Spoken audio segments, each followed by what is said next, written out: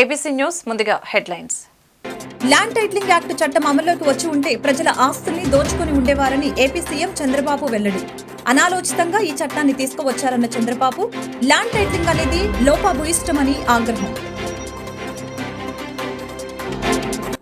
ఎంతమంది పిల్లలు ఉన్నా అందరికీ తల్లికి వందనం ఇస్తామని మంత్రి నారా లోకేష్ స్పష్టీకరణ. తల్లికి వందనం పథకానికి విధి విధానాలు రూపొందిస్తున్నట్లు వెల్లడి. ప్రభుత్వ, ప్రైవేట్ స్కూళ్లలో చదివే వారందరికీ వర్తిస్తుందని స్పష్టీకరణ. టీడీపీ నేత బుద్దా వెంకన్న ఆధ్వర్యంలో కాళికాదేవి, చంద్రబాబు ఫ్లెక్సీలతో ఊరేగింపు కార్యక్రమం. మాజీ సీఎం జగన్ అవినీతిపై రాష్ట్రపతి, ప్రధాని, సిబిఐకి ఫిర్యాదు చేస్తున్నామని వెల్లడి. వెంటనే విచారణ చేసి జగన్ పై చర్యలు తీసుకోవాలని డిమాండ్. ఈ రోజు ఉదయం ఆంధ్రప్రదేశ్ ఆర్థిక వ్యవస్థ గురించి కేంద్ర బడ్జెట్ అమరావతికి 15,000 కోట్లు వచ్చేలా చేసిన ముఖ్యమంత్రి చంద్రబాబు నాయుడు కృషి ఫలించిందని ఈ సందర్భంగా మీడియా సమావేశంలో మాట్లాడిన మన గుంటూరు తూర్పు నియోజకవర్గం తెలుగుదేశం పార్టీ మహిళా నాయకురాలు మరియు అహల్య ట్రస్ట్ డైరెక్టర్ డాక్టర్ శనక్కేల రాజకుమారి గారు. చంద్రబాబు నాయుడు గారు, పవన్ కళ్యాణ్ ఒక చొరవతోటి మన రాజధానికి రాజస్వం వచ్చింది. మెయిన్ గా పోలవరం మల్టీపర్పస్ ఇరిగేషన్ ప్రాజెక్ట్ ని కంప్లీట్ అవుతుంది. దీనివల్ల నీటి భద్రత, రైతులకి మంచి లైఫ్ లైన్ గా మారుతుంది. ఇంకోటి, ఆయన ఒక సమర్థత నాయకత్వంలో విజనరీ లీడర్ గా ఇండస్ట్రియల్ జోన్ డెవలప్మెంట్, ఇంకా ప్రత్యేక నిధులతో బ్యాక్వర్డ్ వెనుకబడిన రాయలసీమ, ప్రకాశంలో మంచి ఉద్యోగాల అవకాశాలు ఇచ్చారు. సో యువతికి మంచి ఉద్యోగాలు, దీనివల్ల మంచి వాళ్ళ ఫ్యామిలీ సంతోషంగా ఉంటారు. దీనివల్ల ఎడ్యుకేషన్ సిస్టమ్ చాలా బాగుంటుంది. మొత్తానికి మన ఆంధ్రప్రదేశ్ మంచి పురోగతి, అభివృద్ధి చెందిన రాష్ట్రంగా ఆశిద్దాం. నూతన జాయింట్ కలెక్టర్ గా బాధ్యతలు స్వీకరించిన భార్గవ తేజకు సిబ్బంది పూల గుచ్చాలను అందజేసి స్వాగతం పలికారు. ఈ సందర్భంగా ఆయన మీడియాతో మాట్లాడారు. అవకాశం కల్పించిన రాష్ట్ర ప్రభుత్వానికి కృతజ్ఞతలు తెలిపారు. గతంలో కర్నూలు మున్సిపల్ కార్పొరేషన్ కమిషనర్ గా బాధ్యతలు నిర్వహించి నేడు జిల్లా నూతన జాయింట్ కలెక్టర్ గా బాధ్యతలు స్వీకరించినట్లు చెప్పారు. ప్రభుత్వ సేవలను ప్రజలకు అందేలా కృషి చేస్తామని తెలిపారు. అందరికీ నమస్కారము. నా పేరు భార్గవ తేజ. రాష్ట్ర ప్రభుత్వ ఆదేశాల మేరకు ఈరోజు గుంటూరు జిల్లా జాయింట్ కలెక్టర్గా బాధ్యతలు స్వీకరించడం జరిగింది. ఈ అవకాశం ఇచ్చిన రాష్ట్ర ప్రభుత్వానికి, గౌరవ ముఖ్యమంత్రి గారికి, గౌరవ ప్రధాన కార్యదర్శి గారికి ముందుగా నా ధన్యవాదాలు. ఇంతకుముందు ఇక్కడికి వచ్చే ముందు నేను గత 2 సంవత్సరాలు కర్నూలులో మున్సిపల్ కార్పొరేషన్ కమిషనర్గా పనిచేయడం జరిగింది. అంతకుముందు కందుకూరులో సబ్ కలెక్టర్గా, ఈస్ట్ గోదావరిలో హౌసింగ్ జాయింట్ కలెక్టర్గా పనిచేయడం జరిగింది. మా స్వగ్రామము ప్రస్తుత సత్యసాయి జిల్లా కనగానపల్లి మండలం. మా తండ్రి గారు ప్రభుత్వ ఉద్యోగిగా రిటైర్డ్ అయ్యారు. ఈ అవకాశాన్ని సద్వినియోగం చేసుకుంటూ ప్రజాప్రతినిధులు, గౌరవ మంత్రివర్యులు, గౌరవ శాసనసభ్యులు, ఇతర ప్రజాప్రతినిధులు, అలాగే అధికారులు, సిబ్బంది, అలాగే మీడియా మిత్రులు, అధికారులు, అనధికారులు అందరి యొక్క సహకారంతో రాష్ట్ర ప్రభుత్వ ప్రయారిటీస్ ఏవైతే ఉన్నాయో వాటన్నిటిని కూడా ప్రజల వద్దకు ఎటువంటి డిలే లేకుండా టైంకి ఎఫిషియెంట్గా సర్వీసెస్ అందించడానికి అందరి సహకారంతో కష్టపడడానికి చర్యలు తీసుకుంటాం. Thank you. ఎన్డీఏ మొట్టమొదటి బడ్జెట్లో ఆంధ్రప్రదేశ్కి కేంద్ర ప్రభుత్వం బడ్జెట్ కేటాయింపులో భాగంగా రాజధాని అమరావతికి 15,000 కోట్ల రూపాయలు బడ్జెట్లో కేటాయించిన సందర్భంగా రేపు బుధవారం ఉదయం 10:30 శంకర్విలా సెంటర్లో ప్రధానమంత్రి నరేంద్ర మోదీకి ధన్యవాదాలు తెలియజేస్తూ ర్యాలీ కార్యక్రమం కలదు. కావున ప్రింట్ అండ్ ఎలక్ట్రానిక్ మీడియా మిత్రుల కార్యక్రమాన్ని కవర్ చేయవలసిందిగా కోరారు పనామా నరేంద్ర కుమార్, జిల్లా అధ్యక్షులు భారతీయ జనతా పార్టీ గుంటూరు జిల్లా. ఈరోజు గుంటూరులో జరిగిన విలేకరుల సమావేశంలో రాష్ట్ర రాజకీయాల పరిస్థితులపై మాట్లాడుతున్న మాజీ మంత్రి వర్యులు డొక్కా మాణిక్యవర్ ప్రసాద్. ఒక అదృష్టంగా భావిస్తాం. ధన్యవాదాలు. ఈరోజు జగన్మోహన్ రెడ్డి గారు ఢిల్లీ ఎందుకు ధర్నా చేస్తున్నారనేది నేను చాలామందితో మాట్లాడుతున్నాను. ప్రభుత్వం వచ్చి, కొత్త ప్రభుత్వం వచ్చి నెల 15 రోజులు అవుతుంది. నెల 15 రోజులు ప్రభుత్వం రాష్ట్ర ప్రతిపాదనలు పెట్టాలి, ప్రభుత్వం రద్దు చేయాలని చెప్పి ఢిల్లీ వెళ్ళడంలో ముఖ్య ఉద్దేశం, నాకు వచ్చిన ఎనాలిసిస్ ఏంటంటే, ఢిల్లీలో మోడీ గారికి ప్రేమలేఖ అందించడానికి వెళ్ళారు. టీడీపీకి 16 పార్లమెంట్లుంటే నాకు 15 పార్లమెంట్ సభ్యులు ఉన్నారు. నా అవసరం మీకు ఉంటుంది, నేను మీతో ఉంటాను, మీరు నా జోలికి రావద్దని చెప్పడానికి వెళ్ళినట్టుగా తెలుస్తాను.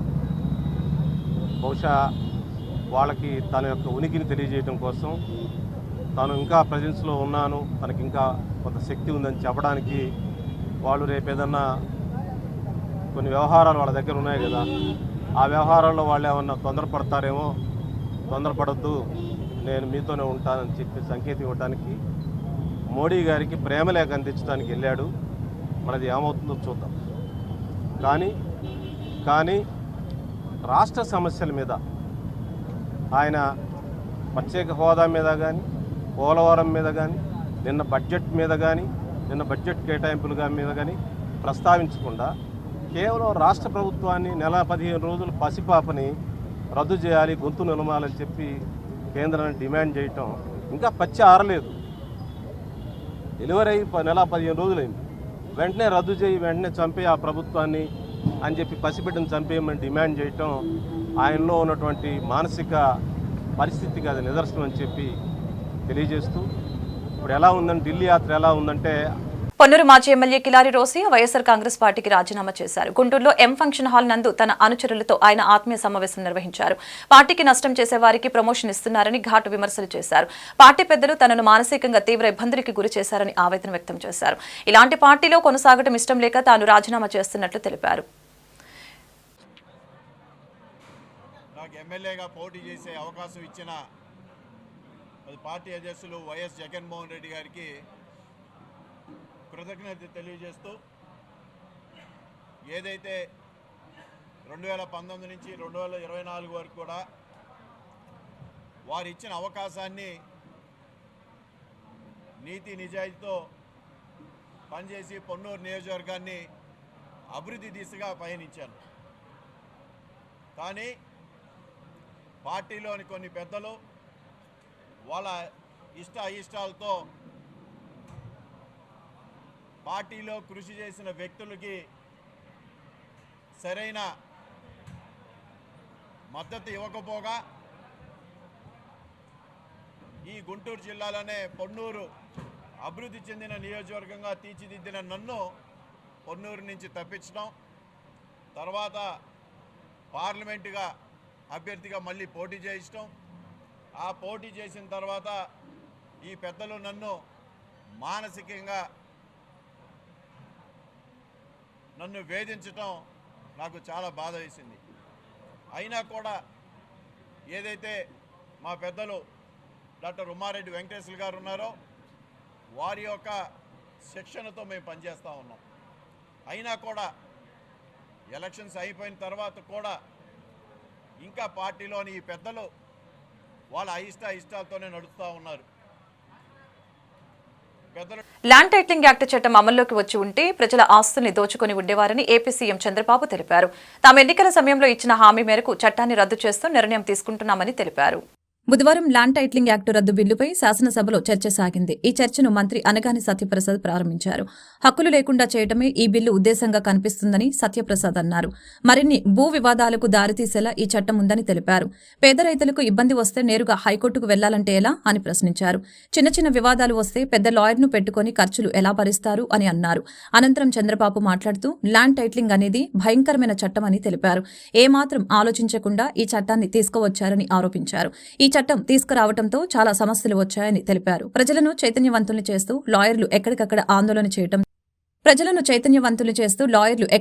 ఆందోళన చేశారని లోపాభూయిష్టమని అన్నారు. భూమి అనేది తరతరాలుగా వారసత్వంగా వచ్చే సొమ్మని తెలిపారు. వాటికి ప్రభుత్వం ముద్ర వేసి పట్టాదారు పాసు పుస్తకం ఇవ్వటం ఆనవాయితీ అని తెలిపారు. కానీ ముఖ్యమంత్రి ఫోటో వేసుకుని ఎక్కడైనా పట్టా పాసు పుస్తకాలు ఇస్తారా అని ప్రశ్నించారు. ఇటీవల భూ సర్వే అన్నారని తద్వారా ఎక్కడికక్కడ భూ వివాదాలు పెంచుతున్నారని తెలిపారు. ల్యాండ్ టైటిలింగ్ అనేది లోపాభూయిష్టమని అన్నారు. ఈ చట్టాన్ని చూస్తే చాలా భయంకరమైన చట్టం. ఏమాత్రం కూడా ఆలోచించకుండా ఈ చట్టాన్ని తీసుకురావడం చాలా సమస్యలకు దోహదం చేసింది. ఎన్నో రోజులుగా లాయర్స్ అయితే ప్రజల్ని చైతన్యవంతులు చేస్తూ ఎక్కడికక్కడ ఆందోళన చేశారు. ఈ చట్టం కనుచుంటే పౌరుల ఆస్తి హక్కును మొత్తం మింగేసే పరిస్థితి వస్తుంది. ఇప్పటికే అధ్యక్ష రాష్ట్రంలో ఎప్పుడూ లేనంత ఈ భూ వివాదాలు పెరిగిపోయినాయి. చాలా దిక్కలు ఇప్పుడు నా నియోజకవర్గం కుప్పం నియోజకవర్గంలో చూస్తే ఎప్పుడూ నాకు ఒక్క కంప్లైంట్ కూడా రాలేదు. 40 ఏళ్ళ నుంచి నేను అక్కడ సీఎంగా, ముఖ్యమంత్రిగా, ఎమ్మెల్యేగా, ప్రతిపక్ష నాయకుడిగా ఉన్నాను. ఈ 5 ఏళ్లలో జరిగిన అవకతవకలు ఆ నియోజకవర్గంలో ఎక్కువ కంప్లైంట్లు వచ్చేది భూ వివాదాలపైన వచ్చాయి. నేను చిన్న చిన్న మీటింగ్లు పెట్టుకొని మాట్లాడేటప్పుడు ఏదైతే 22A ఎవరైనా భూమి ఉంటే దాని పక్కన 22A అని వేసేస్తే అది ప్రభుత్వ భూమి అయిపోతుంది. అక్కడి నుంచి ఎవరైతే సెటిల్మెంట్ చేసుకోవాలనుకుంటారో వీళ్ళందరూ రావడం, నెగోషియేషన్స్ మొదలు పెడతారు. లేకపోతే ఇది గవర్నమెంట్ భూమి అవుతుంది. మనం కానీ ఒప్పుకుంటే, వాళ్ళు ఒప్పుకుంటే దాన్ని ఆటోమేటిక్గా మళ్ళీ ప్రైవేట్ భూమి కింద 22A తీసేసి మళ్ళా ప్రైవేట్ భూమి కింద సెటిల్మెంట్ చేసుకునే పరిస్థితికి వచ్చారు. అధ్యక్ష, టెక్నాలజీ కూడా చాలా ప్రమాదం. నేరస్తుల దగ్గర టెక్నాలజీ ఉంటే మొత్తం మార్చేయడం, రికార్డులు మార్చడం చాలా ఈజీగా అయిపోయే పరిస్థితి వస్తుంది. ఇప్పుడు దానికి తోడు మీరు చూస్తే అధ్యక్ష, ఇటీవల కాలంలో ఇవన్నీ కూడా సెంటిమెంట్స్ ఉంటాయి. భూమి అనేది తరతరాలుగా వారసత్వ ప్రకారం వస్తుంది. మా తాత, మా ముత్తాత ఇచ్చిన భూములు ఇప్పుడు కూడా మాకు వస్తూ ఉంటాయి ఆ కుటుంబానికి. అలాంటి భూమిలో పట్టాదారు పాస్ పుస్తకాలు ఇవ్వడం ఆనవాయితీగా పెట్టుకుంటాం, రాజముద్రేస్తాం, అంటే ప్రభుత్వ ముద్రేసిస్తాం. అలాంటిది ముఖ్యమంత్రి ఫోటో వేసుకొని పట్టాదారు పాస్ పుస్తకాలు ఇవ్వడం అంటే సెంటిమెంట్స్తో ఆడుకోవడం.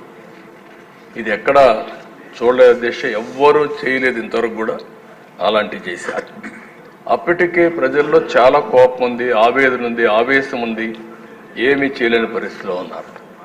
అయితే ఇటీవల భూ సర్వే కూడా అన్నారు.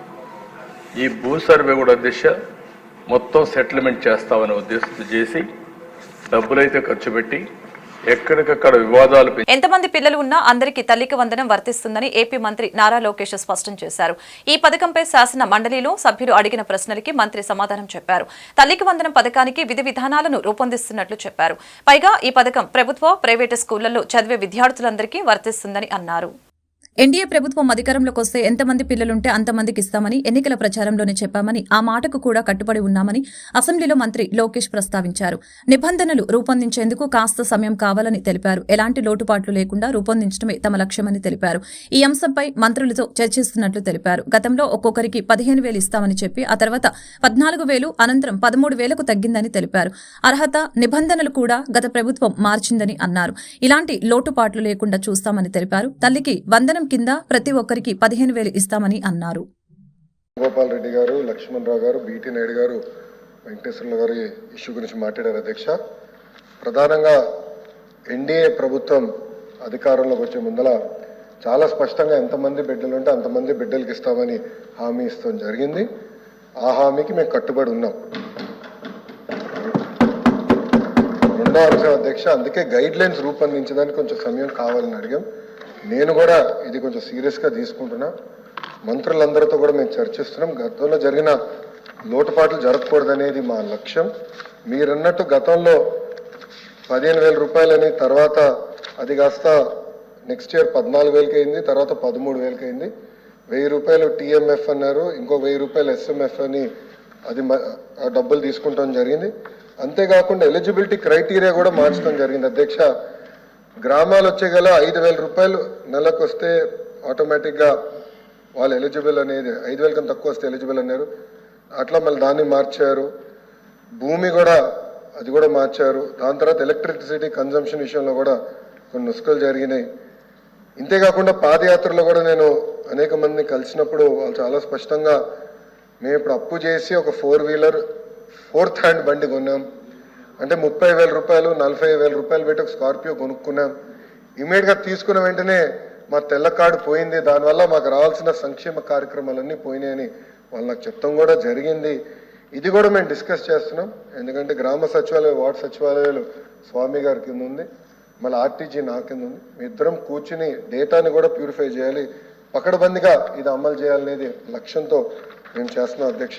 సో మీకు ఎలాంటి సందేహంలా అవసరం లేదు. అర్హులు ఎంతమంది ఉన్నా ఇవ్వాలనేదే ఎన్డీఏ ప్రభుత్వం లక్ష్యం, అది మేము సాధిస్తాం.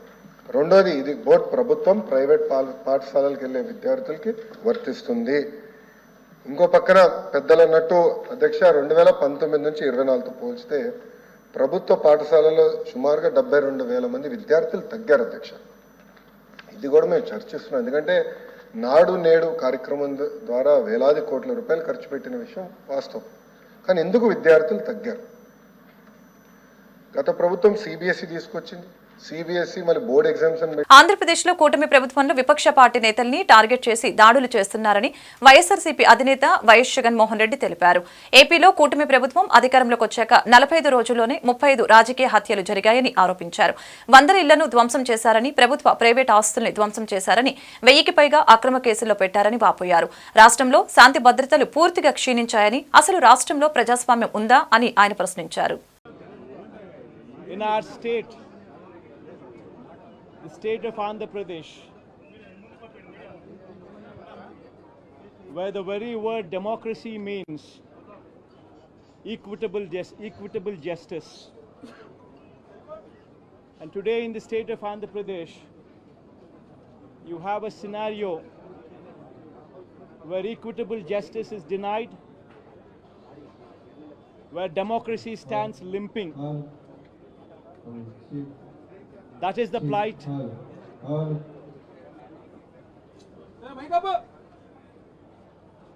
That is the plight of affairs in Andhra Pradesh. You have a government in place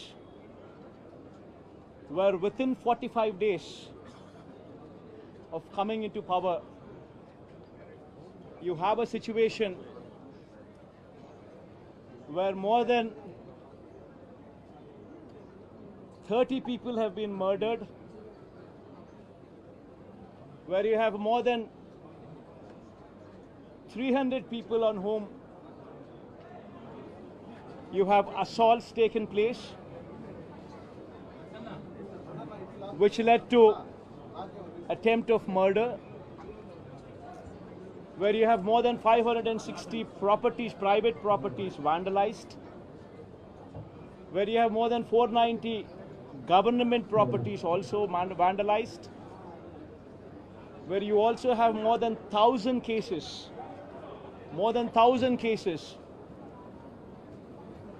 where you have a situation of assaults taking place, private properties destroyed, people walking into the houses, destroying the properties within, where plantations have been destroyed. Jagan అవినీతిపై రాష్ట్రపతి, ప్రధాని, సిబిఐకి ఫిర్యాదు చేస్తున్నామని TDP senior నేత బుద్దా వెంకన్న తెలిపారు. వెంటనే విచారణ చేసి జగన్పై చర్యలు తీసుకోవాలని, జగన్కి మంజూరు చేసిన బెయిల్ వెంటనే రద్దు చేయాలని కోరారు. కూటమి అధికారంలోకి వచ్చిన నాటి నుంచి రాష్ట్రానికి మంచి రోజులు వచ్చాయని, ఈ నేపథ్యంలో కాళికాదేవి, చంద్రబాబు ఫ్లెక్సీలతో ఊరేగింపు నిర్వహించినట్లు తెలిపారు. నమస్కారం. ఈరోజు జగన్మోహన్ రెడ్డి ఒక కొత్త డ్రామాకి తెరలేపాడు. ఏంటంటే అది ఢిల్లీ వెళ్ళి ఈ రాష్ట్ర పరిస్థితుల మీద వివరిస్తాడు. ఏం వివరిస్తావా? నువ్వు ఆ అక్షరం అంటే 2 ఇష్టం ఆయనకి. ఒకటి అబద్ధం, రెండోది అవినీతి. నువ్వు నీ అవినీతి గురించి ప్రధానమంత్రి మోడీ గారికి చెప్పగలవా?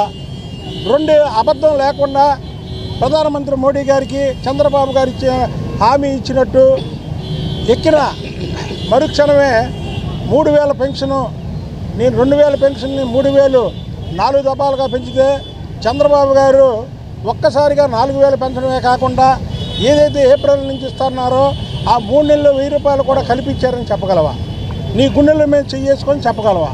ఇవాళ మేము మహిషాసుర మర్దినితో ఉన్నటువంటి అవతారం ఉన్నటువంటి ప్రభని కట్టడం, దాని వెనుక చంద్రబాబు గారు ఉండడం ఏమిటంటే దానికి ఇది మాకు పురాతనం నుంచి కూడా ఇక్కడ అమ్మవారి గుడి దగ్గర ప్రభలు కట్టడం అలవాటు. ఒక మంచి పనికి రాష్ట్రం సస్యశ్యామలంగా ఉండాలి, చంద్రబాబు గారి పాలనలో ప్రజలందరూ బాగున్నారు, ఇవాళ గుండెల మీద చేసుకొని నిద్రపోతున్నారు. కానీ ఈ జగన్మోహన్ రెడ్డి అవినీతి, అబద్ధం పర్యావరణ పరిరక్షణ ముఖ్య ఉద్దేశంతో డూండి సేవా సమితి ఆధ్వర్యంలో 72 అడుగుల మహాగణపతి విగ్రహం ఏర్పాటు చేయడం హర్షణీయమని విజయవాడ పార్లమెంటు సభ్యులు కేశినేని శివనాథ్ చిన్ని సతీమణి కేశినేని జానకి లక్ష్మి పేర్కొన్నారు. డూండి గణేష సేవా సమితి ఆధ్వర్యంలో విజయవాడ పశ్చిమ నియోజకవర్గం labour colony centre Sitara junction లో 72 అడుగుల మట్టి గణపతి భారీ విగ్రహ ఏర్పాటుకు శంకుస్థాపన మహోత్సవం ఘనంగా నిర్వహించారు.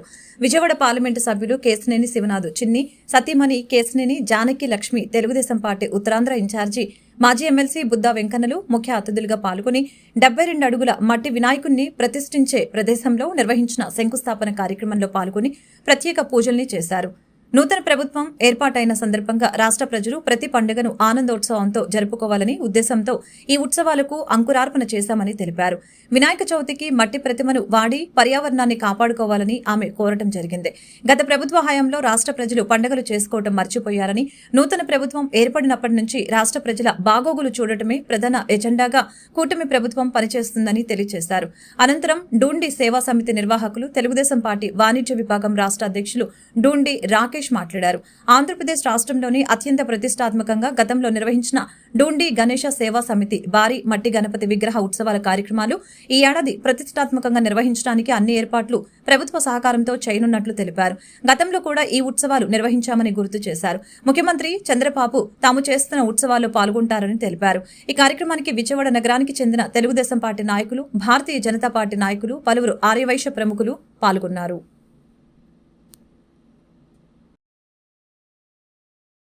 ఇంద్రకీలాద్రిపై వెంచేసి ఉన్న అమ్మవారికి ప్రతి ఆషాఢం నాడు కామకోటి నగర్ నివాసితుల నేతృత్వంలో ఆనవాయితీగా సారె సమర్పిస్తున్నామని హరివాణి హేమాద్రి అరుణ తెలిపారు. అమ్మవారి ఆశీస్సులతో సమస్త మానవాళి సుఖ సంతోషాలతో ఉండాలని వారు ఆకాంక్షించారు. ఆషాఢ మాసం మొదలుతోనే వారాహి నవరాత్రులతో మొదలై శాకంబరి దేవిగా అమ్మవారు దర్శనమిస్తారని తెలిపారు. ఆషాఢ మాసంలో శక్తి స్వరూపిణిగా అమ్మవారు ప్రతి ఒక్కరిని చల్లగా చూస్తారని అన్నారు. బెజవాడ ఇంటి ఆడపడుచుగా అమ్మవారికి ప్రతి ఏడాది ఆనవాయితీగా తమ కాలనీ వాసుల నేతృత్వంలో అమ్మవారికి సారె సమర్పిస్తున్నట్లు తెలిపారు. దుర్గమ్మ ఆశీస్సులతో సమస్త మానవాళి సుఖ సంతోషాలతో ఉండాలని అమ్మవారిని కోరినట్లు తెలిపారు. రాబోయే రోజుల్లో కూడా తమ కాలనీ వాసులు అందరం కలిసి అమ్మవారికి సారె సమర్పణ కార్యక్రమాన్ని ఇంకా వైభవంగా నిర్వహించేందుకు కృషి చేస్తామని వివరించారు. సర్వమంగళ మాంగళ్యే శివే సర్వార్థ సాధికే శరణ్యే త్రయంబకే గౌరీ నారాయణి నమోస్తుతే. మేమందరం కామకోటి నగర్ విజయవాడ నుంచి వచ్చామండి. ప్రతి సంవత్సరం ఆషాఢ మాసం అమ్మవారికి పవిత్ర సారిని తీసుకొస్తున్నాం. ఎట్లయితే మన ఇంటి ఆడపిల్లకి ఎట్లయితే మనం పసుపు కుంకుమ అన్నీ పెడతామో అట్లాగే అమ్మవారికి కూడా మేము సమర్పిస్తున్నాం. అమ్మవారి కరుణాకృపా కటాక్షాలు అందరి మీద ఉండాలని కోరుకుంటున్నాం. జై దుర్గా భవాని. కామకోటి నగర్ నుంచి వచ్చామండి. అందరూ వాణి మాట్లాడతారమ్మా, మీరు వదిలేసేయండి.